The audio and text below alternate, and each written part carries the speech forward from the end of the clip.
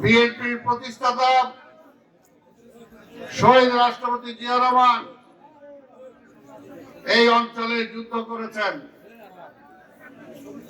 এই অঞ্চলের রৌমারী উপজেলার স্বাধীন করে সেখানে প্রথম গণপ্রজাতন্ত্রী বাংলাদেশের সিভিল প্রশাসন তিনি চালু করেছিলেন। প্রথম পোস্ট অফিস এখানে তিনি চালু করেছিলেন। আওয়ামী লীগ মুখে অনেক কথাই বলে এবং বলতো, কিন্তু আমরা জানি ৭১-এর ২৫শে মার্চ যখন স্বাধীনতা ঘোষণা দেওয়ার কথা ছিল,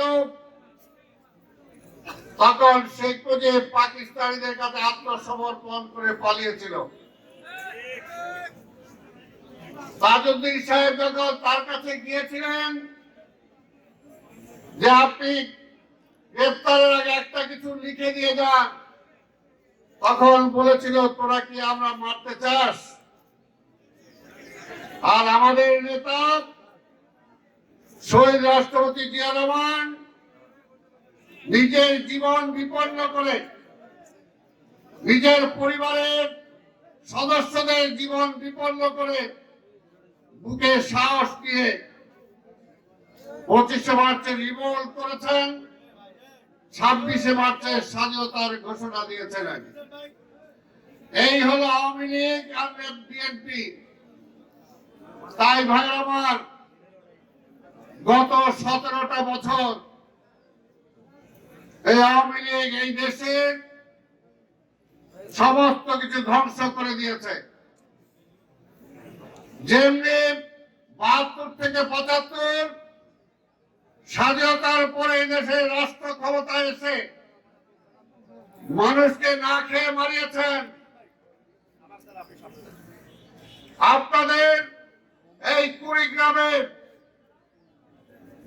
অসহায় মাকে সেই সময় ছিন্ন জাল পড়তে বাধ্য করেছিলেন।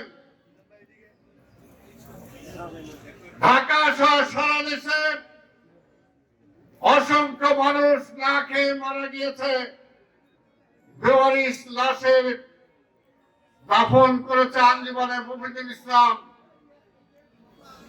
সেই অবস্থা থেকে যখন পরিত্রাণ পায়, শহীদ রাষ্ট্রপতি জিয়া রহমানকে যখন এই দেশের রাষ্ট্র দায়িত্ব দেওয়া হয়, আবার গত ১৭ বছর তার সুযোগ্য কন্যা শেখ হাসিনা এই দেশের রাষ্ট্র ক্ষমতা দখল করে এই দেশে সবকিছু খেয়ে ফেলেছেন। এদেশের ব্যাংক খাইছেন, বিমা খাইছেন, শেয়ার বাজার খাইছেন, এদেশের সকল প্রতিষ্ঠানকে ধ্বংস করেছেন এবং সর্বশেষ এই দেশের মানুষের অধিকার ভারতের কাছে বেঁচে দিয়েছিলেন। আবার এখন শোনা যায় যে আওয়ামী লীগ নাকি আসার চেষ্টা করে। তাদের কাছে একটাই প্রশ্ন করবেন, তারা কি কারণে আসতে চায়? আবার কি বেওয়ারিশ লাশ উপহার দেওয়ার জন্য? আবার কি মানুষকে না খেয়ে মারার জন্য? আবার কি বাংলাদেশের স্বর্ণ রূপা বিদ্যালয়ে যাচাইত করার জন্য? আবার কি আমার মায়ের বুক খালি করার জন্য? আবার কি আমার দেশের স্বাধীনতা ওই ভারতীয়দের হাতে জিম্মি করার জন্য? তাই ভাই আমার, ১৫ বছর আমরা আন্দোলন সংগ্রাম করেছি। এখানেও আমাদের দুটি ভাইকে শহীদ বরণ করতে হয়েছে। সারা বাংলাদেশের অসংখ্য নেতা কর্মীকে শহীদ হতে হয়েছে। ইলিয়াস আলী, চৌধুরী আলম সহ এখনো কয়েকশো নেতা কর্মী গুম হওয়ার পরে এখনো আমরা খুঁজে পাই নাই। আর অনেকে বিএনপির সাথে আওয়ামী লীগকে তুলনা করতে চান, যারা মনে করেন যে ১ সপ্তাহ ২ দিনের মধ্যে দেশ স্বাধীন হয়ে গেছে। তাদেরকে বলতে চাই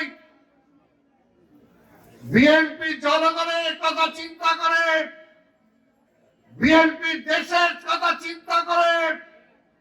তাই গত 15-17 বছরে আমাদের মা বোনের মুখ যে খালি করা হয়েছে, আমাদের নেতাদের কর্মীদেরকে যে জেলে পাঠানো হয়েছে, বিএনপি নেতা কর্মীদের অফিস আদালত ব্যবসা প্রতিষ্ঠান দখল করা হয়েছে, ছাত্রদেরকে বিশ্ববিদ্যালয়ে যেতে দেওয়া হয় নাই, আমাদের সন্তানরা যারা পাশ করে বের হয়েছে তাদেরকে চাকরি দেওয়া হয় নাই।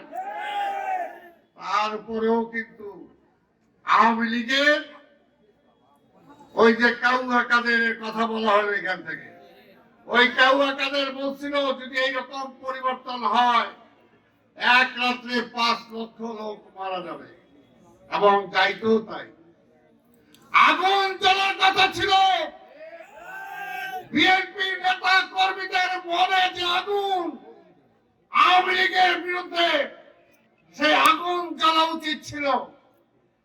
কিন্তু একটা নির্দেশ তারেক রহমানের, এক নির্দেশের কারণে সারা দেশ সকল নেতা কর্মী বুকে পাথর দিয়ে শীতল হয়ে গেছে, কোথাও কিছু হয় নাই।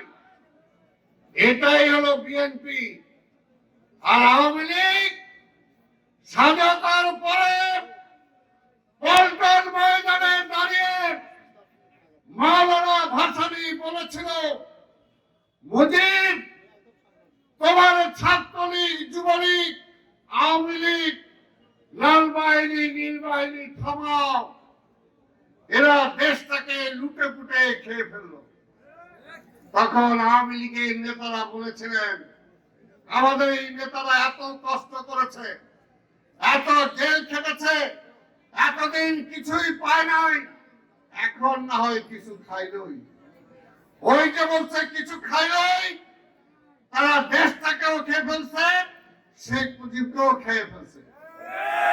এখানে হলো বিএনপি আর আওয়ামী লীগের পার্থক্য, যে তারেক রহমান ঘোষণা দেওয়ার পরে কোথাও কিছু হয় নাই, আর আওয়ামী লীগ ঘোষণা দিয়া দেশ খেয়ে ফেলাইছে। এরপরে শেখ হাসিনা আসার পরে গত 17টা বছর এমন কোন জায়গা নেই, এমন কোন কিছু নয় যে আওয়ামী লীগ দখল করে নাই, আওয়ামী লীগ খায় নাই, এমন কোথাও কোনো কিছু নাই। তাই ভাইয়ের আমার, কিন্তু বিএনপির নেতার নির্দেশে আমাদের নেতা কর্মীরা কিন্তু চুপ থেকেছে, কারণ এই দেশকে আমরা ভালোবাসি। বিএনপি রাজনীতি করে দেশের মানুষের জন্য, আর আওয়ামী লীগ রাজনীতি করে নিজেদের জন্য আর ওই ভারতের জন্য। বিএনপি রাজনীতি করে এই দেশের প্রধানমন্ত্রী হওয়ার জন্য, আর আওয়ামী লীগ রাজনীতি করে এই দেশের মুখ্যমন্ত্রী হওয়ার জন্য। এটাই হলো আওয়ামী লীগ আর বিএনপি। তাই ভাইয়ের আমার, 17-15টা বছর এই দেশের মানুষ ভোট দিতে পারে নাই, ভোটের অধিকার কেড়ে নিয়েছিলেন। আজকে অনেকে বলেন এই ভোটের জন্যই কি পরিবর্তন হয়েছে নাকি? হ্যাঁ, ভোটের জন্যই পরিবর্তন হয়েছে। ভোট দিতে পারত যদি এই দেশের মানুষ, তাহলে আওয়ামী লীগ ক্ষমতায় যেতে পারত না। তাই ভোটের অধিকারের জন্য আমরা লড়াই করেছি। ভোটের অধিকারের জন্য আমাদের কয়েকশো নেতা শহীদ হয়েছেন, শত শত নেতা কর্মী পঙ্গু হয়েছে, বাড়িঘর ছাড়া হয়েছে। 15 বছর বাড়িতে কেউ ঘুমাতে পারে নাই এই ভোটের জন্যই। কারণ ভোটে নির্ধারণ করে, যেটা আমি আগেই বললাম, বাংলাদেশের মানুষ ভোটের অধিকার রক্ত দিয়ে আমরা অর্জন করেছি। কাজেই রক্ত অর্জিত সেই ভোটের অধিকার বলে আমার স্বাধীনতা, এই স্বাধীনতা ছিন্ন হয়েছিল গত 15 বছর। তাই ভাইয়ের আমার আজকেও ষড়যন্ত্র চলছে। কি ষড়যন্ত্র? শেখ হাসিনা বলতো ভোট কার জন্য দিব? ওই তারেক আইসা দেশ চালাবে এইটার জন্য।